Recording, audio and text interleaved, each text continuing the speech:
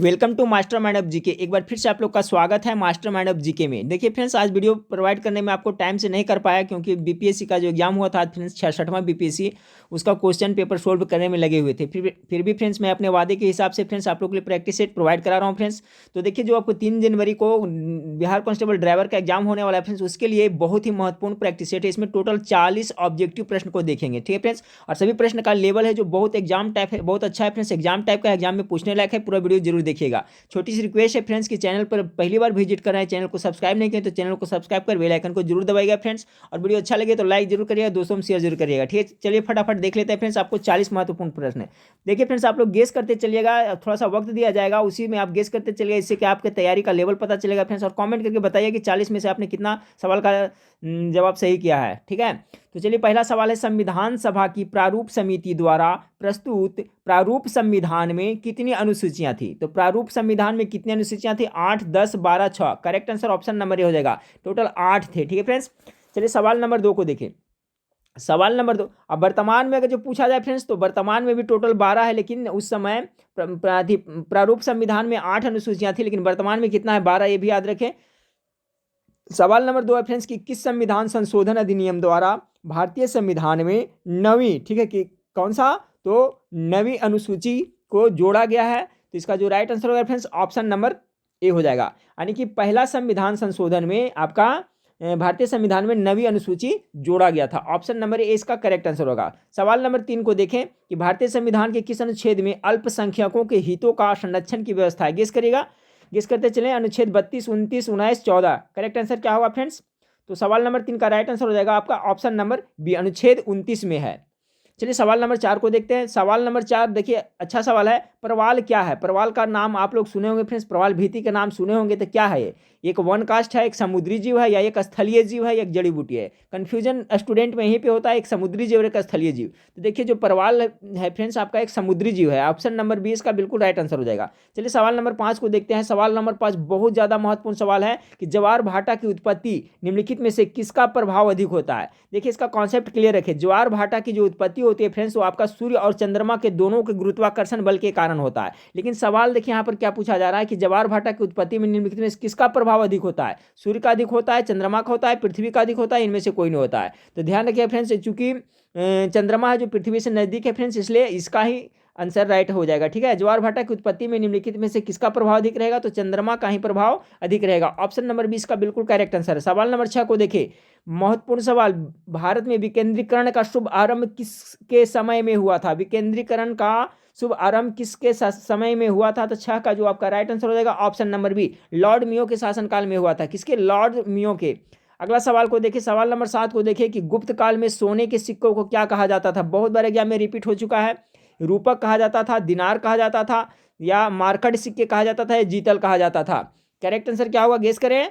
Right answer हो जाएगा आपका दिनार। ऑप्शन नंबर 20 का करेक्ट आंसर हो जाएगा। चलिए सवाल नंबर 8 को देखिए। सवाल नंबर 8 है, सवाल नंबर 8 आपका है, 9 डैश लाइन कहाँ स्थित है? तो सवाल नंबर 8 का जो राइट आंसर होगा फ्रेंड्स ऑप्शन नंबर सी, दक्षिण चीन सागर। 9 डैश लाइन कहाँ स्थित है? तो आपको दक्षिण चीन सागर में 9 डैश लाइन स्थित है, याद रखिएगा, महत्वपूर्ण सवाल है। अगला सवाल को देखें। अगला सवाल है कि पांडवानी नृत्य का संबंध किस राज्य से है? बहुत अच्छा सवाल है फ्रेंड्स। पांडवानी नृत्य का गेस करें। महाराष्ट्र का, केरला का, कर्नाटका का, छत्तीसगढ़ का? सवाल नंबर 9 का राइट आंसर हो जाएगा फ्रेंड्स आपका ऑप्शन नंबर डी, आपका छत्तीसगढ़ सा, छत्तीसगढ़ का। देखिए फ्रेंड्स, आप लोग के लिए करंट अफेयर्स पढ़ने के लिए का स्पेशल चैनल बना दिए फ्रेंड्स, उसमें प्रत्येक दिन आपको वीडियो प्रोवाइड कराया जाता है। आज उस पर तो मैं नहीं कर पाया फ्रेंड्स, कल से रेगुलर चालू उस पर भी वीडियो रहेगा। तो उसका लिंक भी इस वीडियो के नीचे डिस्क्रिप्शन में दिया हुआ है फ्रेंड्स, वहाँ जाकर के चैनल को भी सब्सक्राइब कर लीजिएगा। उस पर करंट अफेयर्स का आपको इंपॉर्टेंट जीके जीएस मिलता रहेगा, ठीक है फ्रेंड्स। और साथ में नीचे वेबसाइट का भी लिंक दिया हुआ है फ्रेंड्स, जिसपे बहुत सारा प्रैक्टिस सेट है। तो आप खाली समय में आप जाकर के वेबसाइट पर बहुत सारा प्रैक्टिस सेट को देख सकते हैं, वो भी फ्री ऑफ कॉस्ट, ठीक है फ्रेंड्स। तो चलिए, यहाँ पर क्या था, पांडवानी नृत्य का संबंध किस राज्य में है? तो इसका जो राइट आंसर हो जाएगा आपका छत्तीसगढ़ से है, याद रखिएगा, पांडवानी। सवाल नंबर 10 को देखते हैं। सवाल नंबर 10 है कि कॉमनवेल्थ पत्रिका के संपादक कौन है? तो कॉमनवेल्थ पत्रिका के संपादक कौन था फ्रेंड्स? गेस करिए। सवाल नंबर 10 का राइट आंसर क्या होगा? तो इसका हो जाएगा एनी बेसेंट थे, ठीक है। कौन थे? Annie Besant. कॉमनवेल्थ पत्रिका के संपादक कौन थे? Annie Besant. 10 का ए हो गया। चलिए सवाल नंबर 11 को देखिए। सवाल नंबर 11 आपका है कि राष्ट्रपति संविधान के किस अनुच्छेद के अंतर्गत लोकसभा को भंग कर सकता है? तो गेस करें क्या होगा 11 का। तो 11 का जो राइट आंसर होगा फ्रेंड्स ऑप्शन नंबर ए, अनुच्छेद 85 के तहत है जो राष्ट्रपति संविधान लोकसभा को भंग कर सकता है। राष्ट्रपति संविधान के किस अनुच्छेद के तहत? तो 85 के तहत लोकसभा को भंग कर सकता है। चलिए सवाल नंबर 12 को देखिए, भारत का पहला स्मार्ट सिटी कौन है? गेस करें फ्रेंड्स, इसका सही आंसर होना चाहिए आप लोग का इंदौर है, पुणे है, भुवनेश्वर है, बड़ोदरा है। राइट आंसर क्या होगा मैं बताता हूं, आप लोग गेस करें। इसका करेक्ट आंसर हो जाएगा ऑप्शन नंबर सी, भुवनेश्वर। याद रखिएगा, टॉप मोस्ट भी सवाल है, भारत का पहला स्मार्ट सिटी कौन है? तो आपका भुवनेश्वर है। चलिए सवाल नंबर 13 को देखिए। सवाल नंबर 13 है कि आईसीसी की स्थापना कब हुई थी? ठीक है, आईसीसी की स्थापना कब हुई थी? गेस करें। तो सवाल नंबर 13 का जो राइट आंसर हो जाएगा फ्रेंड्स आपका ऑप्शन नंबर बी हो जाएगा, 1909 में हुई थी। चलिए अगला सवाल को देखते हैं। अगला सवाल है, राउरकेला लौह इस्पात संयंत्र किसके सहायता से बनाया गया था? राउरकेला। गेस करें 14 का करेक्ट आंसर क्या होगा? 14 का करेक्ट आंसर हो जाएगा आपका जर्मनी से। ठीक है, राउरकेला जर्मनी से हुआ था फ्रेंड्स। और दुर्गापुर हुआ था किसके? सबका कॉन्सेप्ट मैं क्लियर कर देता हूँ, याद रखिएगा। तो देखिए, अगर जो आपसे राउरकेला लौह इस्पात के बारे में पूछा जाए तो जर्मनी से, दुर्गापुर स्टील प्लांट किसके से? तो आपका इंग्लैंड से, और भिलाई और बोकारो सोवियत संघ रूस से हुआ था। ठीक है फ्रेंड्स, भिलाई और बोकारो है जो आपका सोवियत संघ रूस से हुआ था। तो सबका कॉन्सेप्ट याद रखें, इंग्लैंड से हो गया दुर्गापुर, जर्मनी से राउरकेला, और भिलाई और बोकारो हो गया आपका रूस की सहायता से ये स्थापित की गई थी। चलिए सवाल नंबर 15 को देखिए। सवाल नंबर 15 है कि भारत में थोरियम का भंडार कहाँ है? छत्तीसगढ़, मध्य प्रदेश, कर्नाटक, केरल। गेस करें फ्रेंड्स, थोरियम का भंडार कहाँ है? सवाल नंबर 15 का राइट आंसर हो जाएगा ऑप्शन नंबर आपका डी, केरला में है जो थोरियम का भंडार है। चलिए सवाल नंबर 16 को देखिए। सवाल नंबर 16 है, सुप्रसिद्ध कोहिनूर हीरा शाहजहां को किसने उपहार में दिया था? टॉप मोस्ट वीवीआई सवाल है, किसने दिया था? गेस करें। सुप्रसिद्ध कोहिनूर हीरा शाहजहां को उपहार स्वरूप किसने दिया था? 16 का राइट आंसर हो जाएगा ऑप्शन नंबर सी, मीर जुमला ने दिया था। किसने? मीर जुमला ने इन्हें उपहार स्वरूप दिया था। अगला सवाल को देखते हैं। अगला सवाल है, अंतिम मौर्य सम्राट कौन था? अंतिम मौर्य सम्राट का नाम बताना है। तो इसका राइट आंसर हो जाएगा फ्रेंड्स आपका ऑप्शन नंबर ए, बृहदत्त। ठीक है, बृहदत्त था जो अंतिम मौर्य सम्राट था। अगला क्वेश्चन को देखें, अशोक के शिलालेखों को सर्वप्रथम किसने पढ़ा था? गेस करें, रॉबर्ट सेवेल, कुडिंटन, जेम्स प्रिसेप या बहुलर ने। करेक्ट आंसर क्या होगा? 18 का राइट आंसर हो जाएगा आपका जेम्स प्रिसेप। ऑप्शन नंबर सी इसका बिल्कुल राइट आंसर हो जाएगा। चलिए सवाल नंबर 19 को देखते हैं। सवाल नंबर 19 आपका है कि सांची का स्तूप किस शासक ने बनवाया था? सांची का स्तूप किसने बनाया था? सिंपल सा प्रश्न है, गेस करें राइट आंसर क्या होगा? पुष्यमित्र, बिंबिसार, हर्षवर्धन, अशोक ने। अशोक हो जाएगा right answer, option number D. चलिए अगला सवाल को देखते हैं। अगला सवाल आपका है कि मौलिक अधिकारों को लागू करने के लिए किसके द्वारा रीट जारी की जाती है? रीट कौन जारी करता है? राष्ट्रपति करता है, चुनाव आयोग करता है, संसद करता है, या उच्चतम न्यायालय करता है? तो रीट जारी कौन करता है? आपका सुप्रीम कोर्ट, यानी ऑप्शन नंबर डी, उच्चतम न्यायालय है जो रीट जारी करता है। अगला सवाल को देखिए, किस नंबर सवाल है कि संसद के लिए राष्ट्रपति का अभिभाषण कौन तैयार करता है? लोकसभा अध्यक्ष करता है, केंद्रीय मंत्रिमंडल करता है, स्वयं राष्ट्रपति करते हैं, या राज्यसभा के सभापति? गेस करें इसका राइट आंसर क्या होगा? संसद के लिए राष्ट्रपति का अभिभाषण कौन तैयार करता है? 21 का करेक्ट आंसर हो जाएगा आपका केंद्रीय मंत्रिमंडल। ऑप्शन नंबर बी बिल्कुल करेक्ट आंसर है इसका। चलिए सवाल नंबर 22 देखिए, बहुत ज्यादा इंपॉर्टेंट है फ्रेंड्स आपका एग्जाम के दृष्टिकोण से। पेचकस किसका उदाहरण है? जड़त्वाघूर्ण का है, अभिकेंद्रीय बल का है, बलाघूर्ण का है, या इनमें से कोई नहीं है? तो गेस करें इसका राइट आंसर क्या होगा? तो देखिए पेचकस हो जाएगा आपका बल आघूर्ण का उदाहरण है। सवाल नंबर 22 का right answer option number C होगा। ठीक है, अभिकेंद्रीय बल के बारे में जान ले फ्रेंड्स। और अभिकेंद्रीय बल होता है, एक क्या होता है? अपकेंद्रीय बल होता है। ठीक है, एक अपकेंद्रीय बल होता है और एक अभिकेंद्रीय बल होता है। तो देखिए मौत कुआं में जो मोटरसाइकिल चलाता है फ्रेंड्स, उसमें कौन सा बल कार्य करता है? अभिकेंद्रीय बल कार्य करता है। ठीक है, साइकिल सवार जो कॉर्नर पर मुड़ता है फ्रेंड्स और नहीं गिरता है तो उसमें अभिकेंद्रीय बल हो जाएगा। लेकिन अगर जो फ्रेंड्स अपकेंद्रीय, तो जैसे दूध से मक्खन निकालना, ये सब है जो फ्रेंड्स आपका कपड़े वाला मशीन, वॉशिंग मशीन, सब है जो अपकेंद्रीय बल का उदाहरण है। लेकिन मौत कुआं याद रखिएगा फ्रेंड्स आपका अभिकेंद्रीय बल का है। तो इसका भी कॉन्सेप्ट क्लियर रखें, ज़्यादा से ज़्यादा प्रैक्टिस सेट करके जाएं फ्रेंड्स। ठीक है, क्योंकि जीके जीएस का कोई ठिकाना नहीं फ्रेंड्स, कहाँ से पूछा जाएगा। आप जितना ज़्यादा पढ़ के जाइएगा वही बेटर होगा फ्रेंड्स। और कोई कहता है फ्रेंड्स कि 100-200 प्रश्न बताने से उसमें से सब लड़ जाएगा, तो ऐसा नहीं होता। आप ज़्यादा से ज़्यादा पढ़ के जाएँ तभी आपका अच्छा एग्जाम जाएगा। ठीक है फ्रेंड्स, तो मेरी पूरी कोशिश है फ्रेंड्स एग्जाम तक आपको मैं ज़्यादा से ज़्यादा जीके जीएस प्रोवाइड कराऊं। सवाल नंबर 23 है कि किसी अर्धचालक को गर्म करने पर उसका प्रतिरोध। देखिए फ्रेंड्स, ये आज का बीपीएससी का जो एग्जाम हुआ था उसमें हूबहू क्वेश्चन पूछ दिया गया था। किसी अर्धचालक को गर्म करने पर उसका प्रतिरोध क्या होता है? तो घट जाता है। ऑप्शन नंबर 20 का राइट आंसर हो जाएगा। सवाल नंबर 24 को देखिए, प्रत्यावर्ती धारा को दिष्ट धारा में परिवर्तित कैसे किया जाता है? प्रत्यावर्ती धारा को कहते हैं एसी करंट, ठीक है। एसी का हिंदी होता है प्रत्यावर्ती धारा, और डिस्ट धारा का होता है डीसी, डायरेक्ट करंट होता है। तो एसी को डीसी में कौन बदलता है फ्रेंड्स? इसका जो राइट आंसर है, पहले में मैं शायद एक क्वेश्चन करवा चुका हूं आप लोग से, गेस करें इसका राइट आंसर क्या होगा। राइट आंसर क्या होगा फ्रेंड्स? इसमें सबका मैं डिस्कस कर देता हूं फ्रेंड्स, सब इंपॉर्टेंट है। तो प्रत्यावर्ती धारा को डिश यानी एसी को डीसी में कौन बदलता है? रेक्टिफायर द्वारा होता है। अब चलिए मोटर के द्वारा क्या होता है फ्रेंड्स? तो मोटर का फंक्शन है, तो मोटर है जो विद्युत ऊर्जा को यांत्रिक ऊर्जा में बदल देता है। डायनमो जो क्या करता है? तो यांत्रिक ऊर्जा को विद्युत ऊर्जा में बदल देता है। ट्रांसफार्मर का क्या काम होता है फ्रेंड्स? ये वोल्टेज को उच्च नीच करता है, ठीक है, यानी कम बेसी करता है वोल्टेज का। तो सबका कॉन्सेप्ट क्लियर रखिए। देखिए सब में मैं कॉन्सेप्ट आपको बताता हूँ फ्रेंड्स, वो कॉन्सेप्ट आप लोग क्लियर रखिएगा। तो आपको कौन सा उपकरण किस में परिवर्तित करता है ये भी याद रखिएगा, ठीक है। जैसे कि बैटरी है जो क्या करता है फ्रेंड्स, ये प्रश्न पूछा जा सकता है कि जो आपका बैटरी होता है, सेल होता है, वो क्या करता है? तो रासायनिक ऊर्जा को विद्युत ऊर्जा में परिवर्तित कर देता है, ठीक है। तो ये सब कॉन्सेप्ट आप लोग क्लियर रखें। तो आपका प्रत्यावर्ती धारा यानी एसी को डीसी में किसने बदलता है? तो रेक्टिफायर द्वारा। अगला सवाल को देखिए, सवाल नंबर 25 आपका है कि एक समान शुष्क सेल में विद्युत अपघटन क्या होता है? 25 का राइट आंसर क्या होगा, गेस करें। सवाल नंबर 25 का जो आपका राइट आंसर हो जाएगा ऑप्शन नंबर सी होता है, अमोनिया क्लोराइड होता है। क्या होगा? अमोनिया क्लोराइड हो जाएगा। एक समान शुष्क सेल में विद्युत अपघटन क्या होता है? तो अमोनियम क्लोराइड होता है। चलिए सवाल नंबर 26 को, अर्धचालक में अशुद्धियां मिश्रित करने को क्या कहते हैं? बहुत अच्छा सवाल है।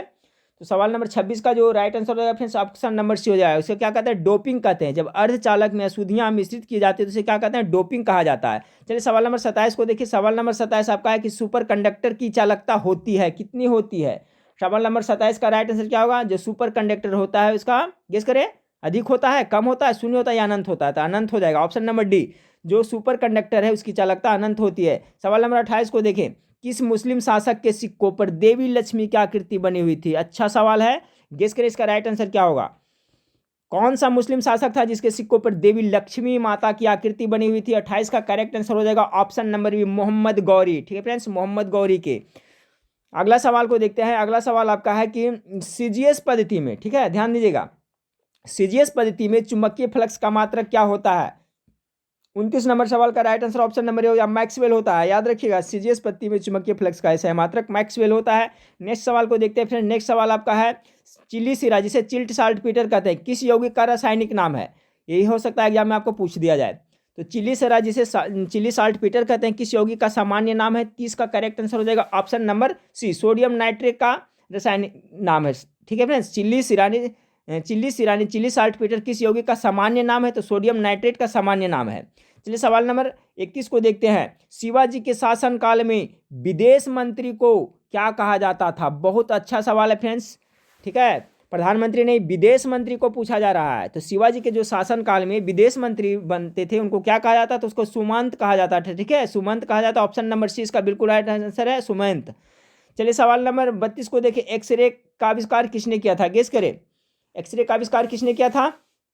32 का जो राइट आंसर हो जाएगा ऑप्शन नंबर बी, रॉन्टजन ने। हॉपकिंस ने क्या किया था? विटामिन डी का खोज, याद रखिए, सबका बता देता हूँ, याद रखिएगा, विटामिन डी का खोज किसने किया था? हॉपकिंस ने किया था। रॉन्टजन ने किसका किया? एक्सरे का खोज किया था। मार्कोनी ने रेडियो का खोज किया था। बेंजामिन फ्रैंकलिन ने किसने किया था? अपने, ये बहुत ज़्यादा इंपॉर्टेंट है, हो सकता है एग्जाम में पूछ दिया जाए। ये तड़ित चालक का खोज किया था बेंजामिन फ्रैंकलिन ने। तो सभी का कॉन्सेप्ट आप लोग क्लियर रखिए। एक बार फिर से देख ले फ्रेंड्स आपका कि हॉपकिंस विटामिन डी का, एक्सरे का खोज किसने किया था? रॉन्टजन ने। मार्कोनी ने रेडियो का खोज किया था और बेंजामिन फ्रैंकलिन ने आपका तड़ित चालक का खोज किया था। चलिए सवाल नंबर 33 को देखिए। कह रहा है कि किसने कहा था भारत अर्ध होगा, ठीक है फ्रेंड्स, किसने कहा था भारत अर्ध संघात्मक राज्य है? यहाँ पर अर्ध है, ठीक है, बहुत अच्छा सवाल है कि भारत अर्ध संघात्मक राज्य किसने कहा था?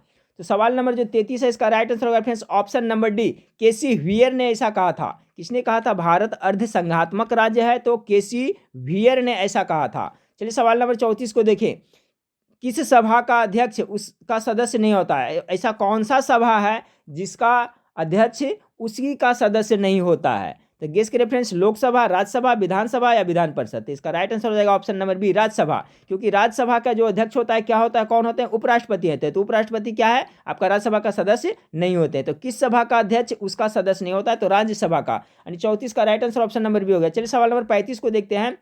सवाल नंबर 35 है कि निम्नलिखित में से कौन सा उत्तक घाव भरने में सहायक होता है? ठीक है फ्रेंड्स, तो गेस करिए, कभी आपको कौन सा विटामिन पूछ दिया जाता है फ्रेंड्स, कभी घाव भरने में उत्तक का नाम पूछ दिया जाता है। तो गेस करिए उत्तक के बारे में क्या होगा।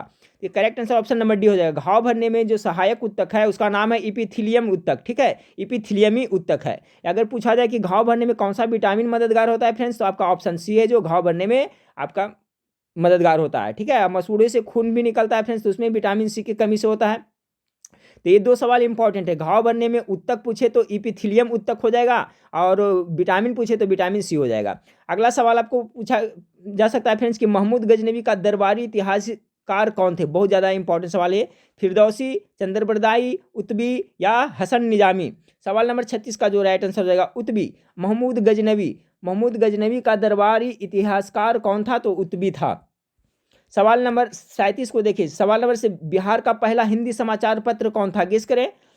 तो इसका नाम था फ्रेंड्स आपका क्या, बिहारी, बिहार न्यूज़, बिहार बंधु या हिंदी बिहारी। इसका right answer option number C होगा। याद रखिएगा, अच्छा सवाल है, एग्जाम में हो सकता है पूछा जाए। बिहार का पहला हिंदी समाचार पत्र कौन है, तो बिहार बंधु। फ्रेंड्स आप लोग जो ड्राइवर से संबंधित जो टेक्निकल क्वेश्चन है हो गया फ्रेंड्स, जैसे कि आपका ट्रैफिक से संबंधित हो गया, और जो ट्रैफिक से संबंधित, यातायात से संबंधित फ्रेंड्स, इसके संबंधित एक वीडियो मैं प्रोवाइड करा चुका हूं, और फ्रेंड्स उसमें थोड़ा वक्त लगेगा, लेकिन उसका भी मैं कम से कम फ्रेंड्स 100 प्रश्न आओ करवाऊंगा उसी से संबंधित, ठीक है। तो हमारे चैनल से आप लोग जुड़े रहिएगा फ्रेंड्स। आज से एग्जाम तक आपको कंटिन्यू वीडियो प्रोवाइड कराया जाएगा फ्रेंड्स। तो बिहार का पहली हिंदी समाचार पत्र कौन था, तो इसका जो करेक्ट आंसर हो जाएगा फ्रेंड्स आपका बिहार बंधु हो जाएगा, राइट आंसर हो जाएगा। चलिए सवाल नंबर 38 को देखिए। महात्मा गांधी सेतु पुल का उद्घाटन कब हुआ था। हो सकता है एग्जाम में पूछ दिया जाए फ्रेंड्स, बिहार का एग्जाम है, बिहार से संबंधित ये प्रश्न है। तो इसका उद्घाटन देखिए, निर्माण कार्य शुरू हुआ था कब फ्रेंड्स, 1972 में हुआ था। इसको बनाने में कितना लगा था, 10 साल लगा था। तो कब हो जाएगा इसका राइट आंसर, 82 हो जाएगा, ठीक है। 38 का जो करेक्ट आंसर हो जाएगा option number B. Mahatma Gandhi सेतु पुल का जो उद्घाटन शुरू कब हुआ था, तो 1982 में इंदिरा गांधी के द्वारा करवाया गया था, डॉक्टर मिश्रा ने, ठीक है। डॉक्टर मिश्रा ने इसका उद्घाटन श्रीमती इंदिरा गांधी से करवाया। उस समय आपका प्रधानमंत्री कौन थे, इंदिरा गांधी थी, उन्हीं के द्वारा 1982 में करवाया गया था। तो याद रखिएगा, महात्मा गांधी सेतु पुल का उद्घाटन कब हुआ था फ्रेंड्स, तो आपको कब हुआ था, 1982 में। इसकी लंबाई भी पूछा जाता है फ्रेंड्स, तो एग्जैक्टली तो नहीं, लेकिन इसका मेरे ख्याल से फ्रेंड्स 5.7 किलोमीटर समथिंग है, ठीक है, यानी 5.7 किलोमीटर, ठीक है फ्रेंड्स। नेक्स्ट वीडियो में इसका मैं कंसेप्ट क्लियर कर दूंगा, लेकिन इसमें मेरे ख्याल से 5700 मीटर है फ्रेंड्स, ऐसा है कुछ, यानी कि 5 किलोमीटर से ऊपर है, ठीक है। तो एग्जैक्टली कल मैं बता दूंगा। महात्मा गांधी सेतु पुल का उद्घाटन कब हुआ था, 1982 में हुआ था। चलिए अगला सवाल है फ्रेंड्स आपका कि गांधी जी ने भारतीय राजनीति में प्रवेश किया था। बहुत अच्छा सवाल है। कौन सा आंदोलन से प्रवेश किया था, खेड़ा आंदोलन, असहयोग आंदोलन, रॉलेट एक्ट से, चंपारण आंदोलन से। तो आपको पता होगा फ्रेंड्स कि महात्मा गांधी ने सर्वप्रथम पहला आंदोलन सत्याग्रह में भाग लिए थे चंपारण से। ऑप्शन नंबर डी इसका राइट आंसर हो जाएगा। चंपारण आंदोलन से ही वो भारतीय राजनीति में प्रवेश किए थे। सवाल नंबर 40 फ्रेंड्स, जो इस वीडियो का लास्ट सवाल है आपका, 39 नंबर सवाल हम लोग देख लिए फ्रेंड्स, 38 देख लिए, 39 देख लिए। अब इस वीडियो का लास्ट सवाल को देखते हैं फ्रेंड्स कि नाभिकीय रिएक्टर के खोजकर्ता कौन है। गेस करें फ्रेंड्स, इसका राइट आंसर, इसका सब जितना है सबका मैं बता देता हूँ फ्रेंड्स, सब इंपॉर्टेंट है। तो पहले बताएं आप लोग कि नाभिकीय रिएक्टर के खोजकर्ता कौन है। 40 नंबर सवाल का राइट आंसर क्या होगा, करेक्ट आंसर होगा friends option number D, Enrico Fermi. नाभिकीय रिएक्टर के खोजकर्ता कौन है, तो एनरिको फर्मी। अब चलिए फ्रेंड्स सब देख लेते हैं। विलियम हार्वे ने क्या खोज किया था, तो ब्लड सर्कुलेशन, जिसे हिंदी में रक्त परिसंचरण भी कहते हैं। तो रक्त परिसंचरण का खोज विलियम हार्वे ने किया था। माइकल फैराडे ने डायनमो का खोज किया था। एडवर्ड जेनरल चेचक के टीके का खोज किया था। और एनरिको फर्मी ने किसका खोज किया था, तो नाभिकीय रिएक्टर का खोज किया था। ठीक फ्रेंड्स, तो देखिए 40 महत्वपूर्ण प्रश्न था फ्रेंड्स। आपका क्वेश्चन का लेवल भी ठीक ठाक था फ्रेंड्स, इससे ज़्यादा टफ मेरे ख्याल से क्वेश्चन नहीं पूछा जाना चाहिए फ्रेंड्स। लेकिन फ्रेंड्स जीके जीएस अथाह समंदर है, कौन सा क्वेश्चन पूछा जाएगा कोई बता नहीं सकता है फ्रेंड्स। इसलिए आपके पास एक ही रास्ता है, एक ही उपाय है फ्रेंड्स कि आप ज़्यादा से ज़्यादा क्वेश्चन पढ़ कर जाएँ, तभी आप एग्जाम में अच्छा करके आएंगे। ठीक फ्रेंड्स, तो आपको नेक्स्ट वीडियो में हम फिर मिलते हैं फ्रेंड्स। और एक बात और कहना चाहूँगा फ्रेंड्स कि वीडियो के नीचे जो चैनल का लिंक दिया हुआ है करंट अफेयर्स का, उसको भी सब्सक्राइब कर ले, अपना ही चैनल है फ्रेंड्स। और दूसरी बात की वेबसाइट का भी लिंक दिया हुआ है, जहाँ पर आपको PDF भी डाउनलोड कर सकते हैं फ्रेंड्स, महत्वपूर्ण वीडियो का। और उसके साथ साथ वहाँ पर बहुत सारा प्रैक्टिस सेट है, वो प्रैक्टिस सेट को भी आप लोग देख सकते हैं। ठीक फ्रेंड्स, तो नेक्स्ट वीडियो में फिर मिलते हैं। देखने के लिए थैंक यू, धन्यवाद।